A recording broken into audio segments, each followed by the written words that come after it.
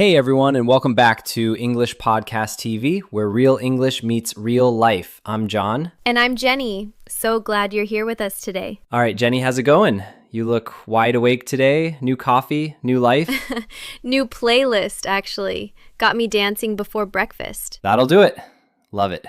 So, what are we diving into today? Today, we're doing something super practical. We're going to listen to a real life-style dialogue between a doctor and a patient, and then break it down. Yep, we'll highlight natural vocabulary, fluency phrases, and help you really feel how English sounds in everyday conversations. So stick with us till the end. You'll pick up expressions you can actually use, and maybe even a few life lessons along the way. Let's jump in.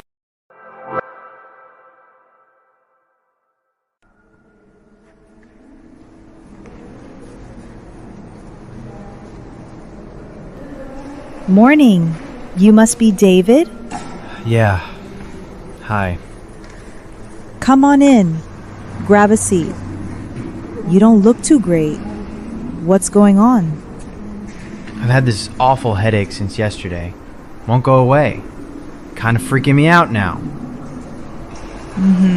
Glad you came in. Let's take a look. What kind of pain are we talking about? Deep. Pulsing. Mostly around my temples. In the back of my head. Feels like pressure. Building up. Sounds rough. 1 to 10? Maybe an 8. Not the worst ever, but it's messing with everything. All right. When did it start? Yesterday afternoon. Figured it was from staring at my laptop too long. Took a break. Had some paracetamol. Didn't help. You took 2 doses? Yeah, nothing changed. Any other symptoms? Like nausea or dizziness? Yeah, actually. Felt queasy this morning when I got up. And light? Super annoying. It makes it worse. Right. That's light sensitivity. Pretty common with migraines. Do you usually get migraines? Not really. I get headaches now and then, but this feels different. Heavy. Like my head's in a vice. All right. What about sleep? Been eating okay? Honestly?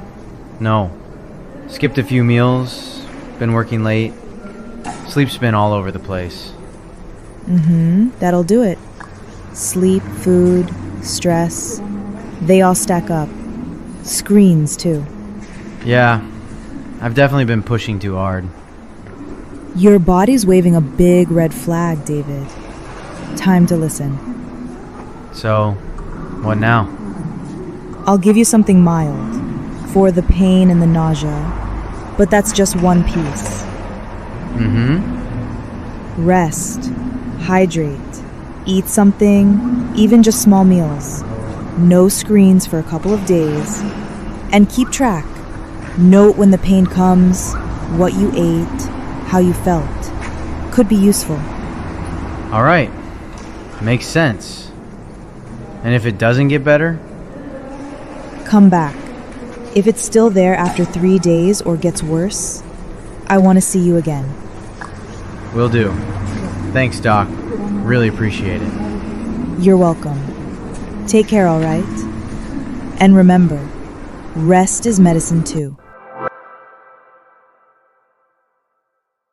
Wow, that was intense, wasn't it, Jenny? Yeah, I could almost feel David's headache. Like that heavy pressure behind the eyes. Poor guy. And the way the doctor just calmly guided him through it, I really like that. Very real, no over-explaining, just listening. Yeah, that's powerful. Sometimes when you're not feeling well, the last thing you want is a 10-minute lecture, right? Right? Just tell me what to do so I can lie in bed with a hot water bottle and cry a little. Yep, that's the vibe. So, listeners, it's time for our Language takeaways!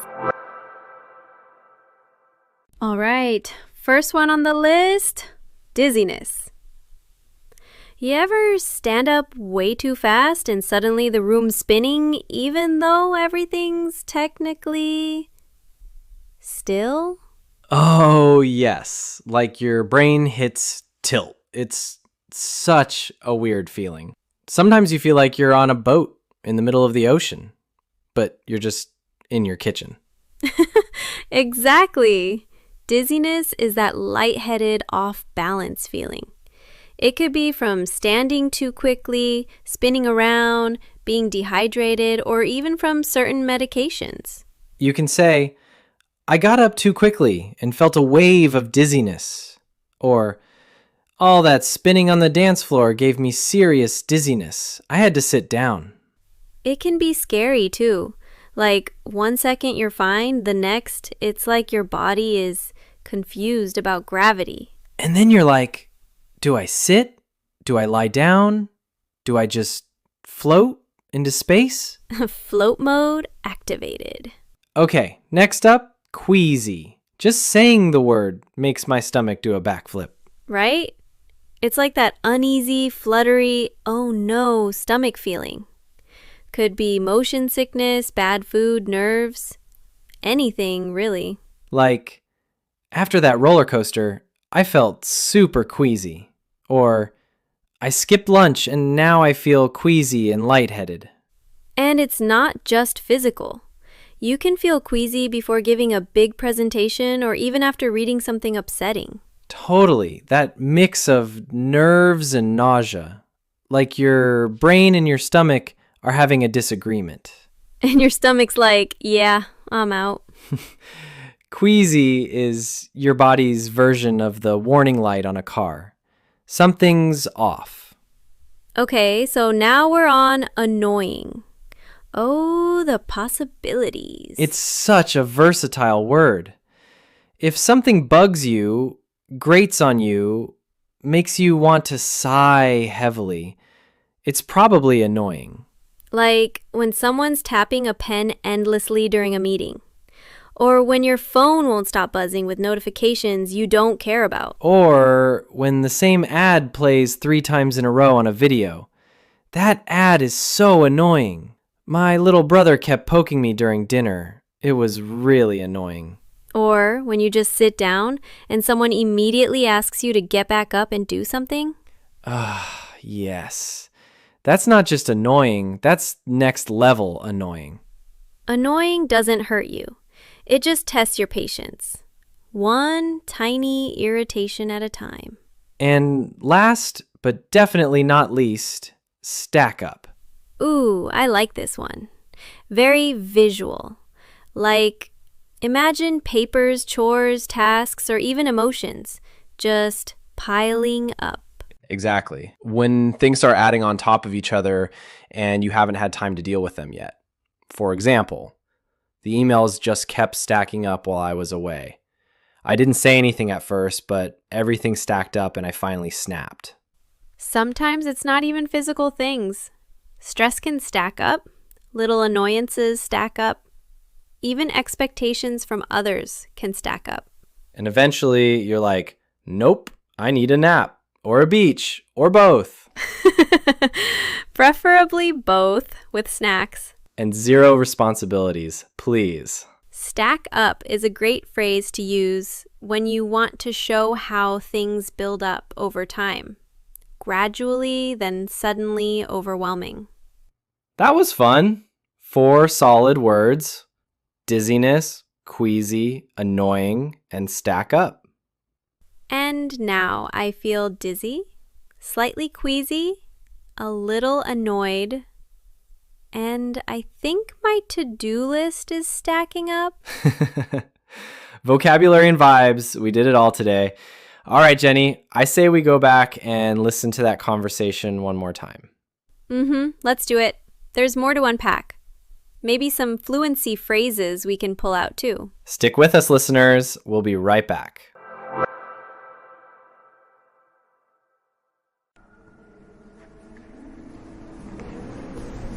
Morning. You must be David? Yeah. Hi. Come on in. Grab a seat. You don't look too great. What's going on? I've had this awful headache since yesterday. Won't go away. Kind of freaking me out now. Glad you came in. Let's take a look. What kind of pain are we talking about? Deep. Pulsing. Mostly around my temples. In the back of my head. Feels like pressure. Building up. Sounds rough. 1 to 10? Maybe an 8. Not the worst ever, but it's messing with everything. All right. When did it start? Yesterday afternoon. Figured it was from staring at my laptop too long. Took a break. Had some paracetamol. Didn't help. You took 2 doses? Yeah, nothing changed. Any other symptoms? Like nausea or dizziness? Yeah, actually. Felt queasy this morning when I got up. And light? Super annoying. Makes it worse. Right, that's light sensitivity. Pretty common with migraines. Do you usually get migraines? Not really. I get headaches now and then, but this feels different. Heavy. Like my head's in a vice. All right, what about sleep? Been eating okay? Honestly? No. Skipped a few meals. Been working late. Sleep's been all over the place. That'll do it. Sleep, food, stress, they all stack up. Screens, too. Yeah, I've definitely been pushing too hard. Your body's waving a big red flag, David. Time to listen. So, what now? I'll give you something mild for the pain and the nausea, but that's just one piece. Rest, hydrate, eat something, even just small meals. No screens for a couple of days, and keep track. Note when the pain comes, what you ate, how you felt. Could be useful. All right. Makes sense. And if it doesn't get better? Come back. If it's still there after 3 days or gets worse, I want to see you again. Will do. Thanks, Doc. Really appreciate it. You're welcome. Take care, all right? And remember, rest is medicine too. And we're back. Thanks for sticking with us, folks. It's time for one of our favorite parts of the show. Fluency Builder. All right, let's dive in. First phrase, grab a seat. Love this one. It's casual, friendly, and makes you feel like you're being welcomed somewhere, not ordered around. Totally. Imagine walking into a cafe and your friend waves you over. Hey, grab a seat, I'll get us some coffee. Or a teacher saying, grab a seat and we'll get started, which sounds way nicer than sit down now. Also, you don't actually grab anything. Please don't start yanking chairs around. It just means take a seat. It sets the tone, like, hey, it's chill. You're welcome here. All right, that was a cozy start. Let's keep it rolling. Next phrase. This one, you don't look too great. Sounds a little blunt at first, right? Yeah, but it's usually meant with kindness. It's how people check on each other without being too dramatic. Like if your coworker walks in pale, tired, maybe sweating a little. It's like a soft alarm bell. Not full-on panic, but enough concern to open a conversation. Now, here's the thing. Context is everything. If someone's just spent an hour doing their makeup or got a haircut, don't say it, unless you want them to unfriend you in real life. But in genuine situations, like illness, exhaustion, stress, it's caring and helpful. Hi, kinda freaking me out now. This is one of those phrases where you're not in full panic mode yet, but you're headed there. Yeah, it's that moment when something small becomes too much. Like this weird clicking sound in my car, it's kind of freaking me out now. Or he hasn't texted back in 5 hours, and it's kind of freaking me out. You know, it's an emotional honesty phrase. You're telling someone, hey, I'm getting nervous. This isn't normal anymore. And it's great in modern conversation, especially when things get unpredictable, like tech glitches or scary weather. Or ghost stories. The lights just flickered again, and it's kind of freaking me out now. Okay, yeah, officially spooked. Moving on, next up, makes it worse. Simple phrase, huge impact. This one's all about escalation, when a bad thing becomes worse. Like, I had a migraine and my neighbor started mowing the lawn. That made it worse. Or she was upset and then her friend laughed, which only made it worse. It's like adding fuel to the fire. Whether it's physical, emotional, or even situational, that one extra thing pushes it over the edge. And you can feel the tension build in those moments, right? Definitely. Great phrase for when you're venting too. And then my Wi-Fi went out, which of course made it worse. Ugh. Classic life moment. This one's real, pushing too hard. It's when someone is going beyond their limit and ignoring warning signs. Like David in the episode earlier. Overworking, skipping meals, trying to be a superhero. Until your body says, nope, and you crash. I've been pushing too hard at school, barely sleeping. She's pushing too hard to meet everyone's expectations. It can apply to physical strain, mental pressure, even relationships. You can push too hard for love, for approval. It's a red flag phrase. If someone says it about themselves, listen. If you hear it from others, really listen. And sometimes just saying it out loud is the first step to slowing down. Last phrase of the day, really appreciate it. Such a small phrase, such a big heart. It's more than just thanks. It shows sincerity. You're not just being polite, you mean it. Like, thanks for covering my shift. I really appreciate it. Or, I know it wasn't easy to talk about this. I really appreciate you sharing. It's about acknowledging effort, time, kindness. When you say it genuinely, it sticks with people. So, to you listening right now, whether you're learning, laughing, or just vibing with us, we really, truly appreciate it.